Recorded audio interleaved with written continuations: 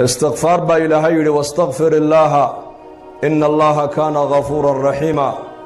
استغفارتها كتغن با لغا يري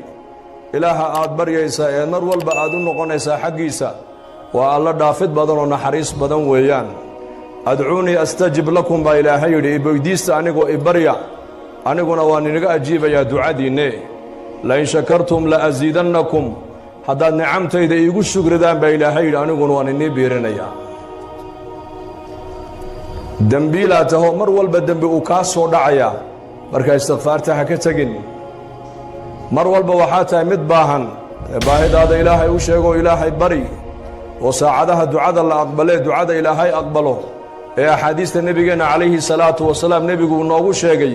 xilliga ilaahay bari oo baahidaada ilaahay u sheego salaada markii laga baxo ducada waa la aqbalaa roobku markuu daayo ducada waa la aqbalaa maalinta jumcada saacada ijaaba ku jirta habeen walba waxa uu nabigu noo sheegay inay ku jirto saacad ilaahay tabaaraka wa tacaala uu ducada aqbalayo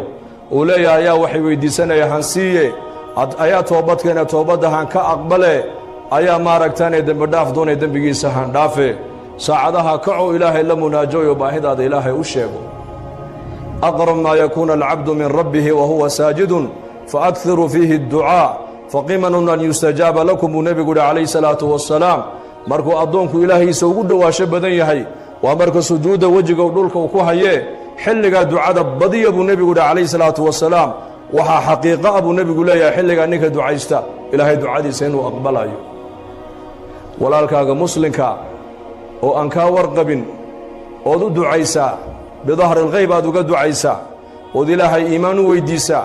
hidaayad ilaahay u weydiisa tawfiiq ilaahay u weydiisa barwaaqo ilaahay aad u weydiisa عافماد إلهي أدو ويديسا تاسانا ugu ijaabo dhowbu nabigu alayhi salaatu wasalaam adigu walaalkaaga muslimka aan warka qabin markaad u ducaynayso korkaaga malag ba taagan marali markaad walaalka u ducaysidba walaka mithluhu malagi wuxuu ku leeyahay aamin ilaahu ducada aqbal walaka mithluhu adiguna waxaad walaalka aad u tiri adigana annaka ku niriya aamin dhabu ku leeyahay malagu ducadaadaas adiga in la aqbalayo ilaahay ba garan laakiin ducada malag waa mustajaabo weeyaan markaad walaalkaaga muslimka isagoon ka warqabin aad u ducaysid waxaad walaalka ilaahay aad u weydiisid adigana malag ba ducada tullamida kula dul taagan oo ilaahay ku baryaaya tad'uuni astajib lakum ibaryaba ilaahay kuleeya ducadina waan aqbaliye marka ducana ta ugu fadli badan buu nabigu alayhi salaatu wasalaam waa inaad tiraadid alxamdulillaahi rabbil aalamiin